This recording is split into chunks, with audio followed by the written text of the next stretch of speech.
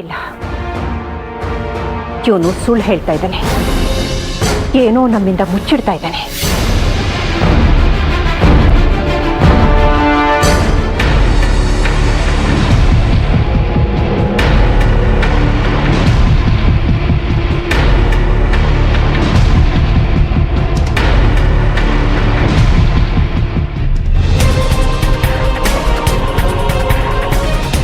ಇನ್ನು ಎಷ್ಟು ದಿನ ಮೆರಿತೀಯೋ ಮೇರಿ, ಆದಷ್ಟು ಬೇಗ ನಿನ್ನ ಅರ್ಜುನ್ನ ಶೇಷ ಹೋದ ಜಾಗಕ್ಕೆ ಕಳಿಸ್ತೇನೆ. ನನ್ನ ಶೇಷನ ಸಾವಿಗೆ ನೀನು ಮತ್ತೆ ವಿಷ್ಣು ಕಾರಣ ಅಂತ ನನ್ನ ಒಳಮನಸ್ಸು ಹೇಳ್ತಾ ಇದೆ. ಅದೇನಾದ್ರೂ ಸಾಬೀತಾದ್ರೆ ನಿಮ್ಮಿಬ್ರು ಒಟ್ಟಿಗೆ ಆಹುತಿ ತಗೋತೀನಿ.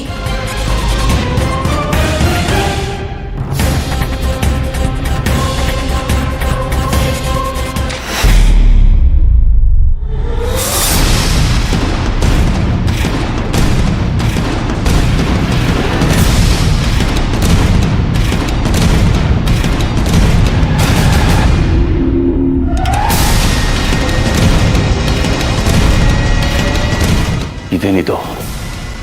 ಇದು ಆ ನಾಗಿನಿ ಶಕ್ತಿಯಿಂದ ಏನಾದರೂ ಆಗಿರೋದಾ? ಇದ್ರೂ ಇರ್ಬೋದು. ಅಣ್ಣ,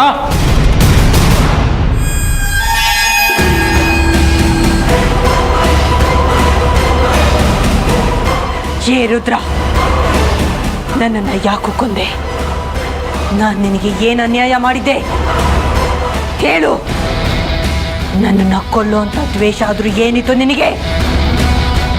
ಮಾತಾಡೋ, ಮಾತಾಡೋ. ನಿನ್ನನ್ನೇ ಕೇಳ್ತಾ ಇರೋದು. ಬೇಡ, ಬಾಬಾ ಕೊಟ್ಟಿದ್ದಾಯ್ತಾ ಇಲ್ಲಿ?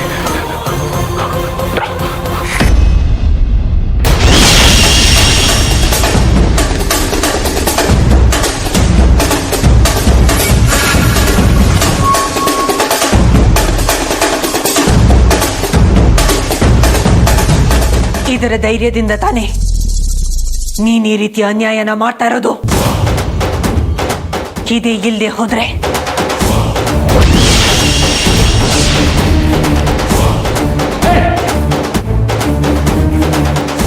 ನಿನ್ನನ್ನ ಬಲಿ ತಗೋತೀನಿ. ಸಾಯೋದಿಕ್ಕೆ ಸಿದ್ಧನಾಗು.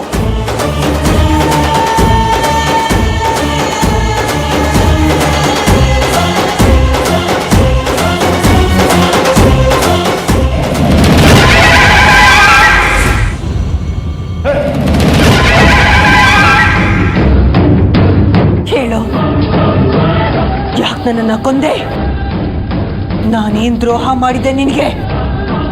ಮಾತಾಡು, ಮಾತಾಡು. ಬೇಡ ಶೇಷ, ಹತ್ರ ಬರಬೇಡ.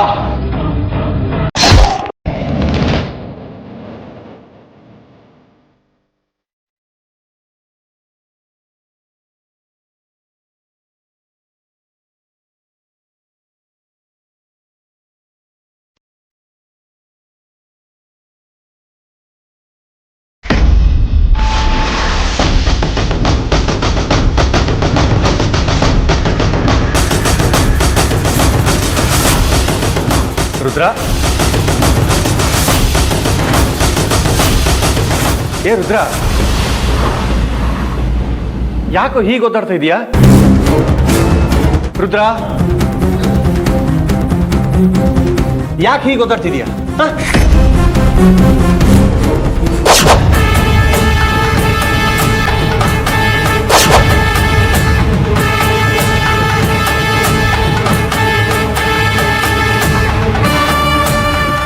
ರುದ್ರ, ನಿನ್ನೆ ಕೇಳ್ತಾ ಇರೋದು ಕಣೋ, ಹೊಟ್ಟೆ ಹಿಡ್ಕೊಂಡು ಯಾಕೆ ಹಾಗೆ ಓದಾಡ್ತಾ ಇದ್ದೆ? ಏನಾಯ್ತು ಅಂತ ಹೇಳೋ. ನಿನ್ನೆ ಕೇಳ್ತಾ ಇರೋದು ಏನಾಯ್ತು ಅಂತ ಹೇಳೋ.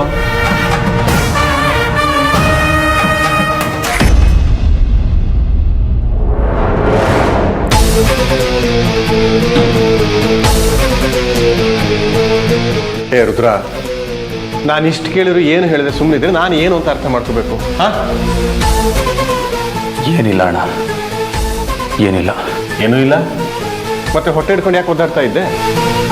ಯಾಕೋ ಹೊಟ್ಟೆ ನೋಯ್ತಿತ್ತು, ಓದಾಡ್ತಾ ಇದ್ದೆ. ಏನು ಹೊಟ್ಟೆ ನೋವು?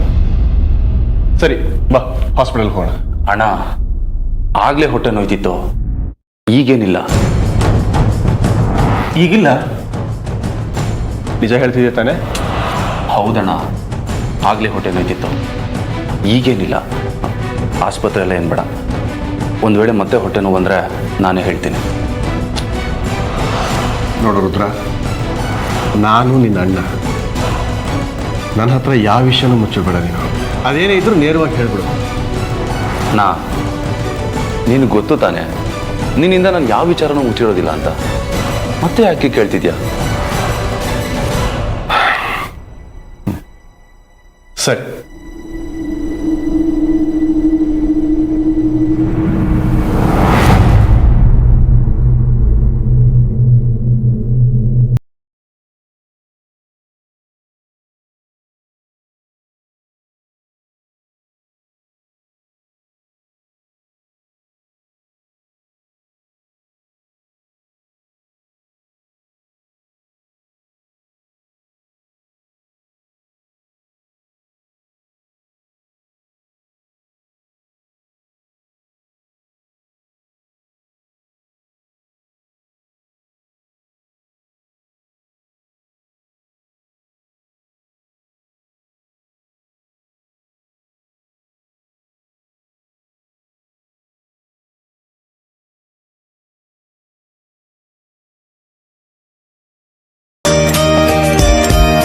ಬಿಡಿಸಿದ್ಮೇಲೆ ನೀನೇ ನೋಡ್ತೀಯಲ್ಲ, ಗೊತ್ತಾಗತ್ತೆ.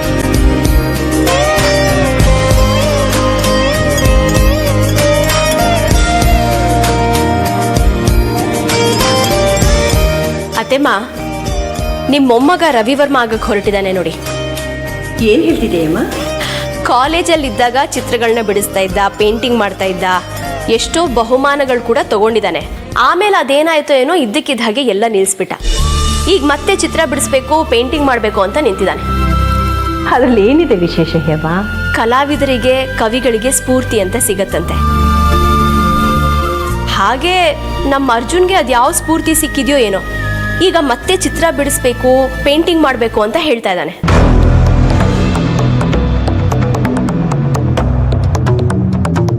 ಸ್ಫೂರ್ತಿನ?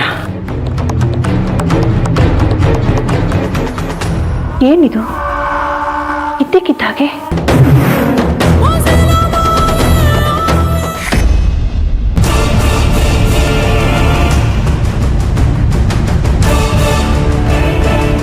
ನಾನು ಶೇಷನ್ ನೋಡಿದ್ದು ನಿಜ.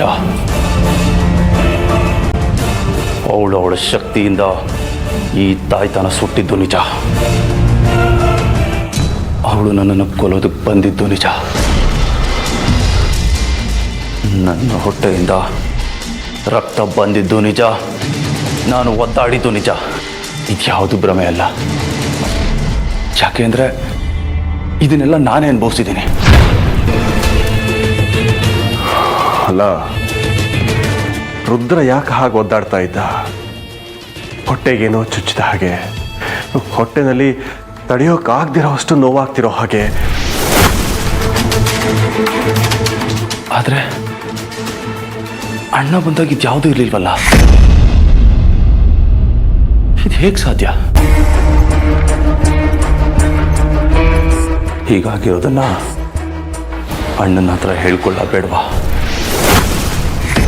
ಅಂದ್ರೆ ನನಗಾಗಿರೋ ಅನುಭವನೇ ಅವನಿಗೂ ಆಗ್ತಾ ಇದೆಯಾ? ಅಥವಾ ನಾನು ವಿಷಯ ಮುಚ್ಚಿಟ್ಟಿರೋ ಹಾಗೆ ಅವನು ಕೂಡ ವಿಷಯನ ಮುಚ್ಚಿಡ್ತಿರಬಹುದಾ?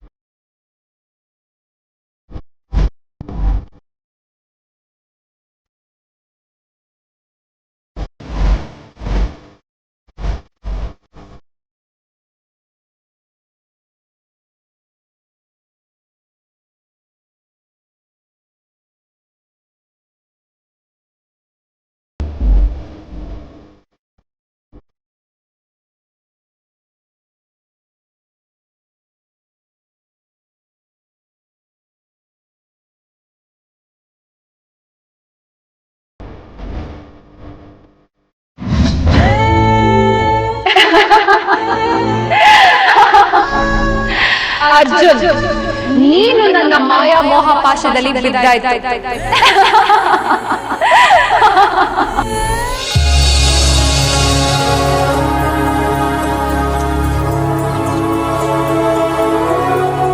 ಅರ್ಜುನ್ ಅವರೇ, ನಿಮಗೆ ಚಿತ್ರ ಬಿಡ್ಸೋಕ್ಕೂ ಬರುತ್ತಾ? ಕಾಲೇಜಲ್ಲಿದ್ದಾಗ ತುಂಬ ಚೆನ್ನಾಗಿ ಬಿಡಿಸ್ತಾ ಇದ್ದೆ. ಹಾಗೆ ಪೇಂಟಿಂಗ್ಸ್ ಕೂಡ ಮಾಡ್ತಾ ಇದ್ದೆ. ನನ್ನ ಪೇಂಟಿಂಗ್ಸ್ಗೆ ತುಂಬ ಅವಾರ್ಡ್ಸ್ ಬಂದಿದೆ. ಹೌದಾ? ಈ ವಿಚಾರನ ನನಗೆ ಹೇಳೇ ಇರಲಿಲ್ವಲ್ಲ ನೀವು?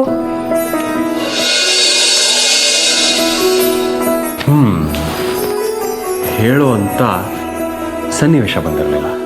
ಇದ್ದಕ್ಕಿದ್ದ ಹಾಗೆ ಚಿತ್ರ ಬಿಡಿಸ್ಬೇಕು ಅಂತ ಅನ್ಸಿದ್ಯಾಕೆ? ಅನ್ಸಿದ್ದಲ್ಲ, ಕಾಡ್ಸಿದ್ದು. ಕಾಡ್ಸಿದ್ದ? ಓ, ನಿಮ್ಮನ್ನ ಕಾಡ್ಸಕ್ಕಿರೋದು ನಾನೊಬ್ಳೆ. ಹಾಗಾದರೆ ನೀವು ನನ್ನ ಚಿತ್ರನೇ ಬಿಡಿಸ್ತಾ ಇರ್ತೀರ. ನೀವು ನನ್ನ ಚಿತ್ರ ಬಿಡಿಸ್ತೀನಿ ಅಂತ ಹೇಳಿದ್ದಿದ್ರೆ ನಾನೇ ರೂಪದರ್ಶಿ ಆಗ್ತಿದ್ದೆ. ನಾನು ನಿಮ್ಮ ಚಿತ್ರ ಬಿಡಿಸ್ತಾ ಇಲ್ಲ. ನಾನು ಬಿಡಿಸ್ತಾ ಇರೋದು ನಾವಿಬ್ಬರು ದೇವಸ್ಥಾನದಲ್ಲಿ ನೋಡಿದ್ವಲ್ಲ, ಶಿಲಾಬಾಲಿಕೆ, ಆ ಚಿತ್ರನ.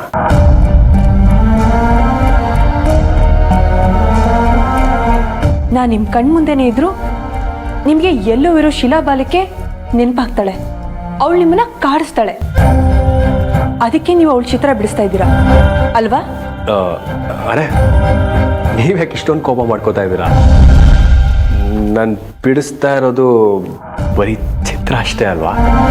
ನಿಮಗೆ ಇದು ಚಿಕ್ಕ ವಿಷಯ ಇರ್ಬೋದು, ಆದರೆ ನನಗೆ ಚಿಕ್ಕ ವಿಷಯ ಅಲ್ಲ. ಯಾಕೆಂದ್ರೆ ನೀವು ನನ್ನವರು, ನಾನು ನಿಮ್ಮವಳು. ಅದು ಆ ಶಿಲಾ ಬಾಲಿಕೆಗೂ ಅನ್ವಯಿಸುತ್ತೆ, ಜೀವಂತ ಬಾಲಿಕೆಗೂ ಅನ್ವಯಿಸುತ್ತೆ. ಅಲ್ಲ, ಅದು ಇನ್ನು ನೀವು ಆ ಶಿಲಾ ಬಾಲಿಕೆ ಜೊತೆನೆ ಸಂಸಾರ ಮಾಡಿ ನಿಮ್ಗೂ ಅವಳಿಗೂ 4 ಕಲ್ಲಿನ ಮಕ್ಕಳೇ ಆಗ್ಲಿ.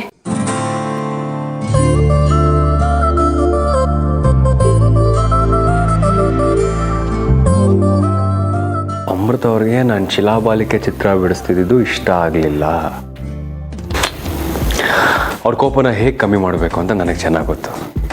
ಯಾವುದಾದ್ರೂ ಒಂದು ಗಿಫ್ಟ್ ಕೊಟ್ಟರೆ ಅವ್ರ ಕೋಪ ಹಾಗೆ ಬೆಣ್ಣೆ ಥರ ಕರ್ಗೋಗುತ್ತೆ.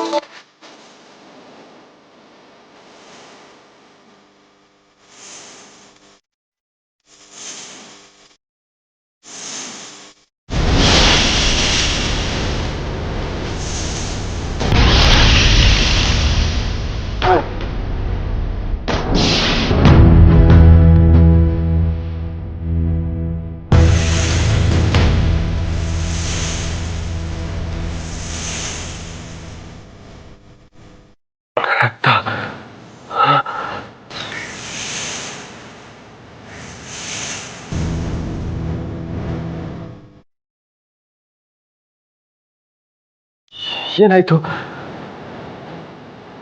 ಗಾಯನೂ ಇಲ್ಲ, ಏನೂ ಇಲ್ಲ. ಮತ್ತೆ ಮತ್ತೆ ಬರ್ತಿದೆಯಲ್ಲ, ಏನಾಯ್ತು? ಗಾಯನೂ ಇಲ್ಲ.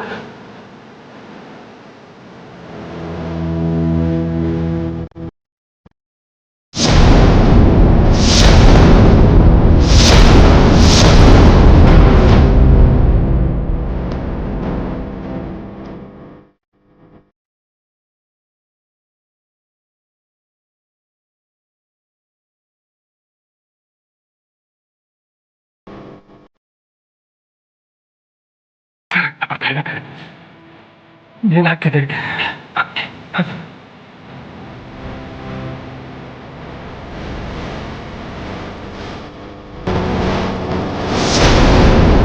ಏನಿದು? ಯಾಕೆ ಹೀಗೆಲ್ಲ ಆಗ್ತಿದೆ? ಏನಾಗ್ತಿದೆ ಅಂತಾನೆ ಗೊತ್ತಾಗ್ತಿಲ್ವಲ್ಲ. ಒಂದ್ ವೇಳೆ ಏನಾದ್ರೂ ಇದು ಭ್ರಮೆ ಇರ್ಬೋದಾ?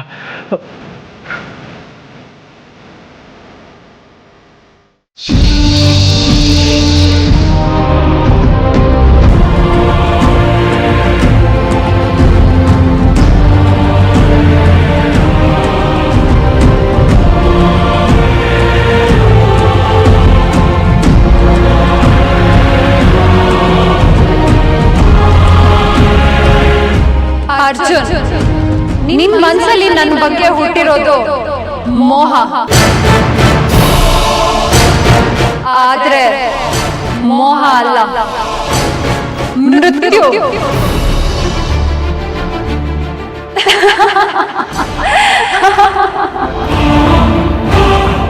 ನನ್ನ ಮೋಹದ ಬಲೆಯಲ್ಲಿ ಸಿಕ್ಕಿ ಒದ್ದಾಡೋ ಪತಂಗ ನೀನು. ಪತಂಗಕ್ಕೆ ಬರೋ ಗತಿನೇ ನಿನಗೂ ಬರೋದು.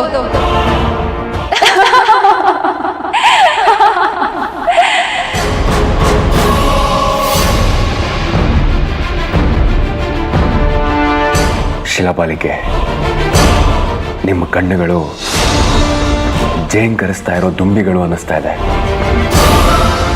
ಇನ್ನು ನಿಮ್ಮ ನೀಳವಾಗಿರೋ ನಾಸಿಕ ಸಂಪಿಗೆ ಹೂತರನೇ ನೀಳವಾಗಿದೆ. ಈ ನಿಮ್ಮ ತುಟಿಗಳು ತಾವರೆ ಹೂವಿನ ಹೆಸಳುಗಳು.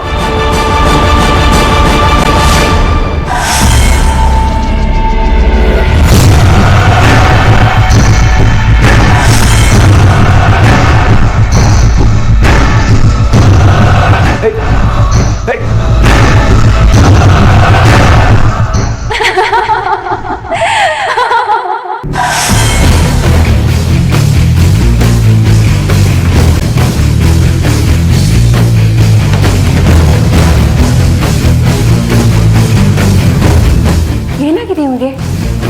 ಯಾಕೆ ಈ ರೀತಿ ಓಡ್ತಾ ಇದ್ದಾನೆ? ಅರ್ಜುನ್, ಅರ್ಜುನ್.